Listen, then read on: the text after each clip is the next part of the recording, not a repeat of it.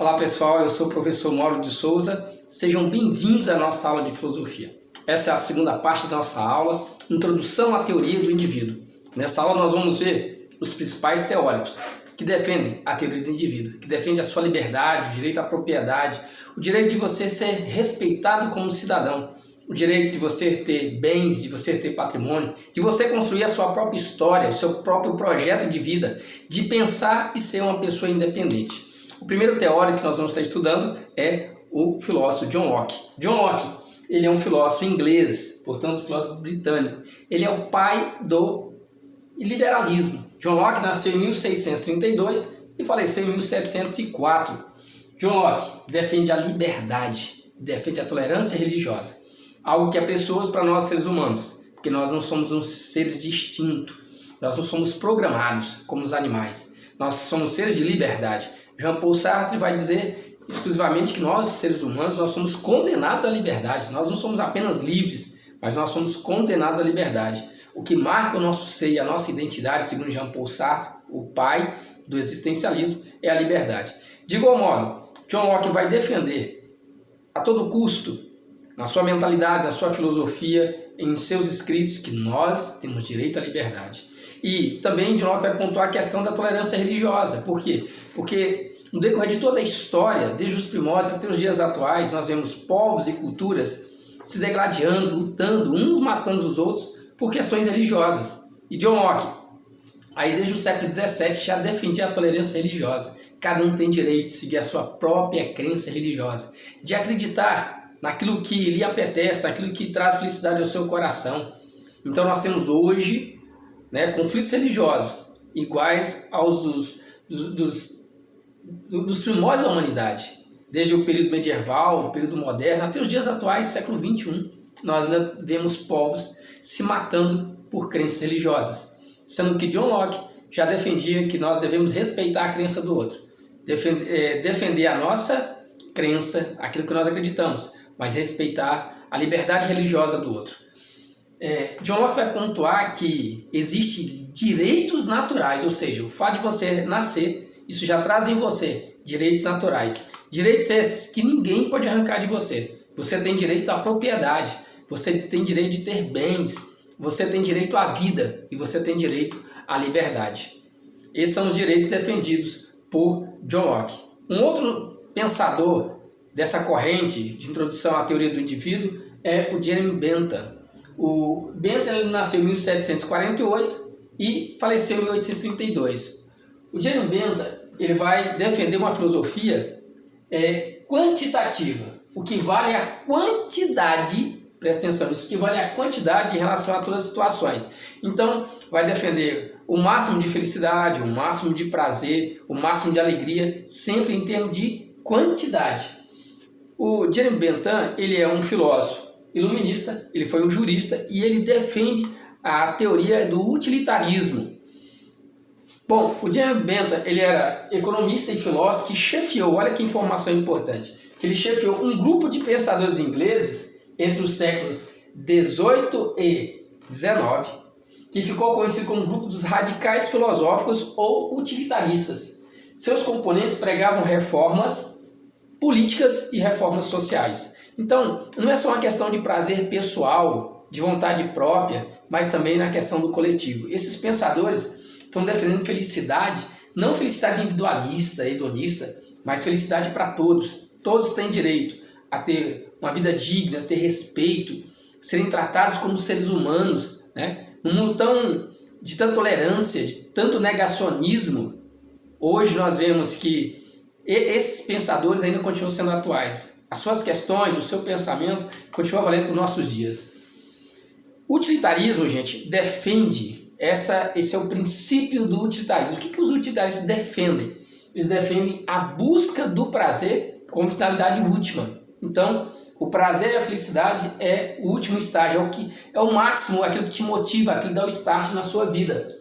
E também os utilitaristas vão defender que o bem deve ser realizado para o maior número de pessoas. Isso é muito interessante. Os utilitaristas vão dizer assim, então qual é o critério para determinar se algo é bom, se algo é benéfico? Se essa decisão, essa atitude for beneficiar a maior quantidade possível de pessoas. Então esse é o critério, esse é o princípio do utilitarismo. Se defende a maior quantidade de pessoas, por exemplo, uma decisão política, defende, segundo o utilitarismo, uma decisão política, se for ajudar o máximo possível de pessoas, ela é boa. E se ela for ajudar o mínimo possível de pessoas, ela é ruim. Então, o bem é aquilo que serve para a maioria das pessoas, a grande maioria. Portanto, isso é um princípio positivo. Então, a felicidade vai ser algo que tem que ser bom para todos. A felicidade tem que ser algo que atinge a maior quantidade possível de pessoas, né? Aquilo que satisfaz a maior quantidade possível de pessoas. Então, os utilitários vão defender a questão da liberdade, que é algo essencial para a nossa vida. Agora, como calcular a utilidade e a felicidade? Se eu preciso tomar uma decisão, seja ela pessoal ou coletiva, que atinja a maior quantidade de pessoas, como eu calculo então a partir de que princípio, de que regra eu posso utilizar para averiguar se o que eu estou fazendo para a minha vida ou para a vida dos outros, coletivamente, que critério que eu utilizo? Então, Jeremy Bentham vai estabelecer quais são os critérios. Primeiro, intensidade do prazer e da dor. Essa sua decisão, isso que você vai fazer, vai te causar mais prazer ou mais dor? Né? E outro critério é a duração do prazer. Entre, por exemplo, eu quero ganhar músculo, eu quero ter uma saúde em dia, eu quero estar bem com a saúde, por exemplo. Então você deixa de comer hambúrguer, pizza, tomar refrigerante, né? Evita açúcar. Mas puxa, mas um bolo, um doce, um pudim? Pois é, mas hoje você está abrindo mão dessas coisas para ter algo que vai te dar muito mais prazer lá na frente. Então você abre mão de prazeres momentâneos para ter algo que dá muito mais prazer no futuro. Então alguém que treina intensamente na academia porque está obeso, né, porque está sobrepeso e malha constantemente, né, e com vista em perder peso e para ter uma saúde melhor e para ter um corpo melhor e ter a saúde melhor e ter boa forma no futuro, então ele pode usar esse critério, tá? Duração do prazer. A dor é passageira, né? A realização é para sempre. É como alguém que quer passar no vestibular, quer terminar o ensino médio, quer entrar na faculdade, diz assim, eu vou abrir mão da Netflix, da internet, das redes sociais, agora. Então agora eu evito isso, para que lá na frente eu consiga algo melhor. Eu agora estou estudando muito, porque daqui 5, 10 anos eu quero estar formado, eu quero estar bem empregado, eu quero ter um excelente salário. Então esse critério do Jeremy Bentham é profundamente importante para nós. Outro, certeza ou incerteza da dor. A decisão que você está tomando, esse caminho que você está seguindo, esse namoro, esse trabalho, essas escolhas que você está fazendo, te aproxima mais do prazer ou da dor? Vai te proporcionar mais alegria, mais realização ou vai te proporcionar mais frustração? Exemplo, alguém que toma a decisão, né, de estudar intensamente hoje. Isso aproxima ele mais da realização pessoal ou aproxima mais da frustração? Alguém que, porventura, fuma, né, tem o vício do cigarro e fuma compulsivamente. Isso aproxima ele mais da saúde ou afasta ele da saúde? Então esse é o terceiro critério de Jeremy Bentham. E o outro é da proximidade, daquilo que você conhece. Aquilo que você está fazendo está próximo do que você conhece, né? Então as pessoas tomam certas decisões de maneira tola, de maneira desconhecendo todos os fatores, desconhecendo a realidade. Então aquilo que você faz está próximo do seu conhecimento, da sua capacidade, né? Daquilo que vai te realizar, ou está distante. Então esses são os critérios que ele estabelece para você calcular a utilidade e a felicidade. E uma ideia também importante, a ideia do utilitário de Jeremy Bentham, é o seguinte: para Bentham, o cidadão deveria obedecer ao Estado, ao governo, na medida que a felicidade geral viria como uma contribuição. Então eu obedeço ao Estado, eu obedeço ao governo, porque eu tenho uma troca em relação a isso, tá? A minha obediência ao governo, a minha obediência ao Estado, tá? O que eu ganho com isso? O que eu ganho com isso? Eu ganho, por exemplo, eu pagando imposto sobre IPVA, por exemplo, eu tenho rodovias pavimentadas. Eu pago um imposto para o governo, eu tenho segurança no meu lar, eu tenho segurança na minha família, eu tenho escola pública de qualidade, eu tenho bons hospitais, eu tenho os meus direitos garantidos, meus direitos como trabalhador, como cidadão, como homem, como mulher, garantidos na sociedade.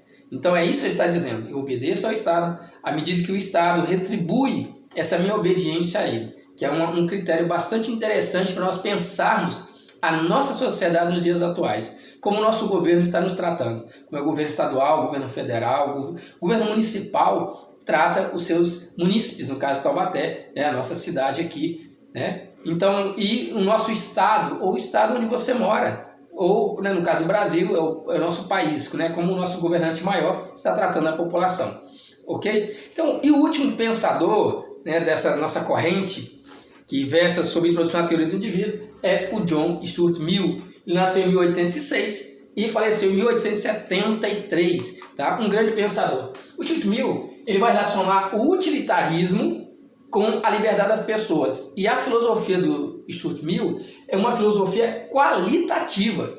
Já não mede se o bem, o prazer, a felicidade é geral, mas é individual no sentido de que isso vai me beneficiar, vai me fazer bem e não vai fazer mal ao outro. Isso é interessante. Cada pessoa conta por si só, né? Porque é uma singularidade, uma individualidade. Porém, a minha satisfação, o meu prazer, a minha realização não pode ferir a liberdade e a realização do outro. Então, esse princípio é fundamental, né? E aí nós vemos assim que o nosso mundo, a nossa sociedade, ela é uma sociedade muito paradoxal, cria dicotomia, cria preconceitos, cria racismos, e um não respeita a liberdade do outro. E aí o John Stuart Mill vai dizer o seguinte, vai defender o princípio da liberdade. O que é isso? O indivíduo não presta conta à sociedade com as suas ações. Não presta, não precisa dar satisfação à sociedade, a menos que as suas ações façam mal a outra pessoa. Por exemplo, ouvir o som alto. Desde que não afete ninguém, a sua vizinhança, o seu bairro, né, o lugar onde você está, continue com o som alto. Não há problema nenhum.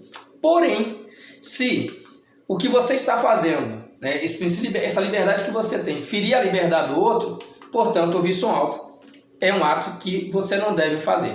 Porque a minha liberdade termina onde começa a liberdade do outro.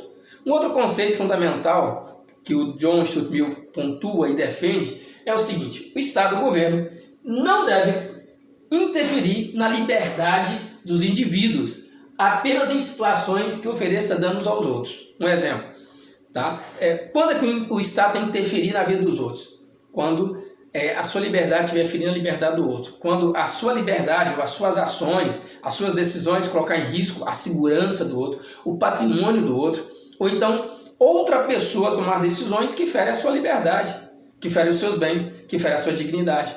Você quer te lembrar que o John Locke defendeu o direito à vida, à liberdade e à propriedade.